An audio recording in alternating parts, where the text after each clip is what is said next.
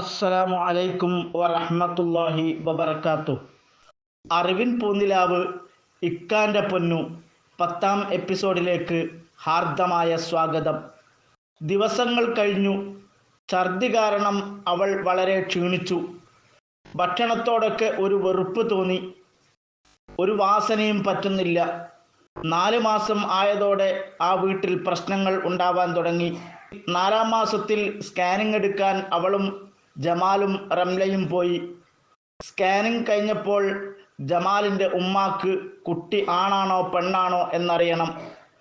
അതിനു വേണ്ടി വീട്ടിൽ വെച്ച് പ്രശ്നം ഉണ്ടാക്കി. അന്ന് മുതൽ ആ വീട്ടിൽ പ്രശ്നം തുടങ്ങുകയായിരുന്നു. ദിവസവും ഇതിനെ ചൊല്ലി എന്നും ജമാലും ഉമ്മയും വഴക്കായി. ഉമ്മാക്ക് കൂട്ടിന് പെങ്ങളും ഉണ്ടായിരുന്നു. അവരുടെ വീടിൻ്റെ അടുത്തുള്ള ഒരു സ്ത്രീ ഇടക്കിടക്ക് വരും. ഓരോന്ന് പറഞ്ഞ് റംലയെ പിരികേറ്റും. അവളുടെ വയറ് കണ്ടാൽ അറിയൂലേ അത് പെണ്ണാണെന്ന്. ഇതിൻ്റെ പേരും പറഞ്ഞ് ജമാലില്ലാത്തപ്പോൾ അവളെ ഓരോന്ന് പറഞ്ഞ് വേദനിപ്പിക്കുന്നത് ജമാൽ എങ്ങനെയോ അറിഞ്ഞു. അവളോട് കുറച്ചു ദിവസം അവളുടെ വീട്ടിൽ പോയി നിൽക്കാൻ പറഞ്ഞു. അവനെ വിട്ടിട്ട് അവൾ എങ്ങോട്ടും പോവില്ല എന്ന് പറഞ്ഞു. റംലയുടെ സംസാരം സഹിക്കാം, പക്ഷേ അവൻ്റെ പെങ്ങൾ റാബിയയുടെ സംസാരം സഹിക്കാൻ പറ്റുന്നില്ല. അവളെ ഒരുപാട് ബുദ്ധിമുട്ടിച്ചു റാബിയ. തിന്നുന്ന ഭക്ഷണത്തിന് പോലും കണക്ക് പറഞ്ഞു. എല്ലാം ജമാലിന് വേണ്ടി ക്ഷമിച്ചു. ഒരിക്കൽ ജമാല് പണി കഴിഞ്ഞ് വന്നപ്പോൾ ഉമ്മയും പെങ്ങളും കൂടി അവളെ കടിച്ചു കീറുന്ന കാഴ്ച കണ്ടു. അവളൊന്നും മിണ്ടാതെ കരയുന്നു.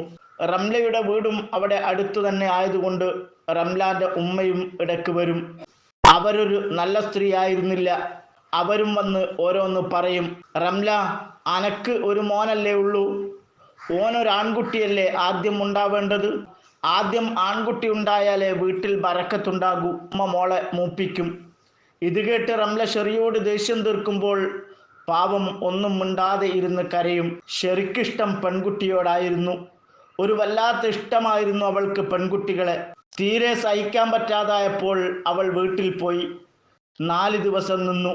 തിരിച്ച് ജമാലിൻ്റെ വീട്ടിൽ വന്നപ്പോൾ മുറ്റത്ത് കുറച്ചാളുകൾ. അവളും ജമാലും അന്തം വിട്ടു. ഹോളിൽ റാബിയ നിൽക്കുന്നു. അവളുടെ ചുറ്റിനും ഉമ്മാന്റെ വീട്ടുകാർ. ഉമ്മ റംലയും അവരുടെ ഉമ്മയും 2 ആങ്ങളമാരും 2 അമ്മായിമാരും. ഈ 2 ആങ്ങളമാരും അത്ര നന്നല്ല. ഇവരുടെ ഭാര്യമാർ നല്ലവരാണ്. ഇവർക്ക് ഷെറിനെ നല്ല ഇഷ്ടമാണ്. ഇവരുമായി നല്ല കമ്പനിയാണ്. റംലയുടെ ഉമ്മയും സ്വന്തം മരുമക്കളുമായി പിണക്കത്തിലാണ്. എല്ലാവരും അങ്ങനെ നിൽക്കുകയാണ്. അടുത്ത വീട്ടിലെ പെണ്ണുങ്ങളുമുണ്ട്. ജമാല് അമ്മാവൻ്റെ ഭാര്യയോട് ചോദിച്ചു, എന്താ മാളു അമ്മായി എല്ലാരും കൂടി? നിന്റെ പുന്നാരപ്പെങ്ങള് ഒരു പുണ്യപ്രവർത്തി ചെയ്തു. എന്ത്? അത് പറയാം. അതിനു മുമ്പ് അവളെ അലമാരയുടെ താക്കോൽ തരാൻ പറ അവളോട്. താക്കോലോ? താക്കോൽ തന്നെ. അവൾ ചെയ്ത പുണ്യപ്രവൃത്തി അവളുടെ അലമാരയിലുണ്ട്. ജമാലിനൊന്നും മനസ്സിലായില്ല. റാബി, അന്റെ അലമാരയുടെ താക്കോൽ എവിടെ? ഇങ്ങോട്ട് കൊണ്ടാ. അത് കാണാനില്ല. റാബിയ കള്ളം പറഞ്ഞു. കാണാതിരുന്നാ പറ്റൂല, അത് കിട്ടിയിട്ടേ പോവുള്ളൂ ഞങ്ങൾ. ചെറിയ അമ്മോന്റെ ഭാര്യ പൂവി അമ്മായിയാണ് അത് പറഞ്ഞത്.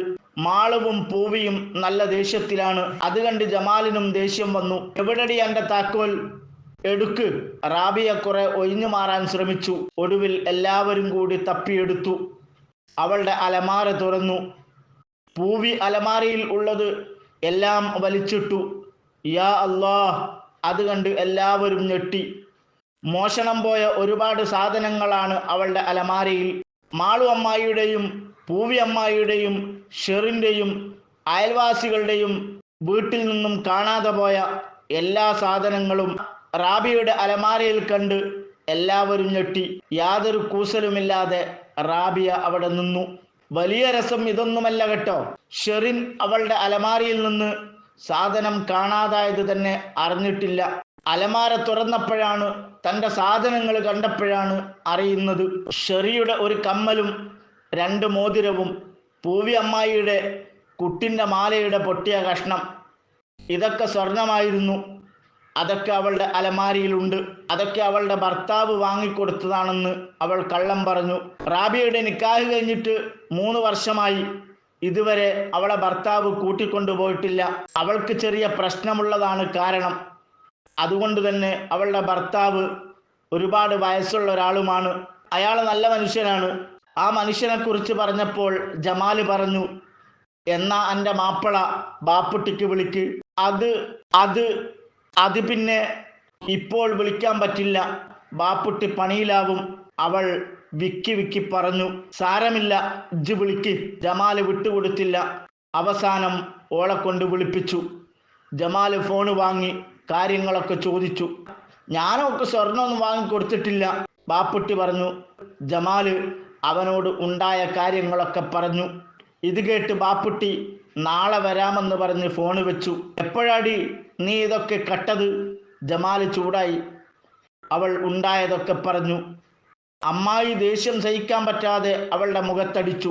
ഇനി മേലാൽ നീ ഞങ്ങളുടെ ഒന്നും വീട്ടിൽ വന്നു പോവരുത്, കള്ളി, നാണമില്ലേ നിനക്ക്? ജമാലിൻ്റെ തറവാട്ടിലും കാര്യങ്ങൾ അറിഞ്ഞു. ഉപ്പാപ്പ വന്നു, ഒരുപാട് അടിച്ചു, ചൂടായി. എന്നിട്ടും അവൾക്ക് യാതൊരു കൂസലവുമില്ല. എല്ലാവരും അവരവരുടെ സാധനങ്ങൾ പെറുക്കിയെടുത്ത് മടങ്ങി. ജമാൽ ഷെറിയോട് പറഞ്ഞു, ഇനിയെങ്കിലും നിന്റെ സാധനങ്ങൾ സൂക്ഷിച്ചോ. ഷെറിയൊന്ന് മൂളി. ആ സംഭവത്തിന് ശേഷം ആരും റാബിയോട് മിണ്ടിയില്ല. അവൾ വീട്ടിലും നാട്ടിലും ഒറ്റപ്പെട്ടു. ജമാൽ തന്നെ അടിച്ചതും മറ്റുള്ളവരുടെയും ഭർത്താവിൻ്റെയും മുന്നിൽ തന്നെ നാണം കെടുത്തിയതും എല്ലാം കൂടി അവൾക്ക് ദേഷ്യമായി. ആ ദേഷ്യം തീർത്തത് ഷെറിയോടായിരുന്നു.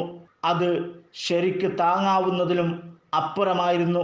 ഉദ്യോഗഭരിതമായ 11ാം എപ്പിസോഡുമായി നാളെ ഇതേ സമയം നമ്മുടെ പ്രിയപ്പെട്ട അറിവിൻ പൂനിലാവിൽ. സബ്സ്ക്രൈബ് ചെയ്യാത്തവർ ഉടൻ തന്നെ സബ്സ്ക്രൈബ് ചെയ്ത് കാണണമെന്നും ലൈക്ക് ചെയ്യണമെന്നും നിങ്ങളുടെ അഭിപ്രായങ്ങളും നിർദ്ദേശങ്ങളും അറിയിക്കണമെന്നും അപേക്ഷയോടെ. വസ്സലാമു അലൈക്കും വറഹ്മത്തുള്ളാഹി.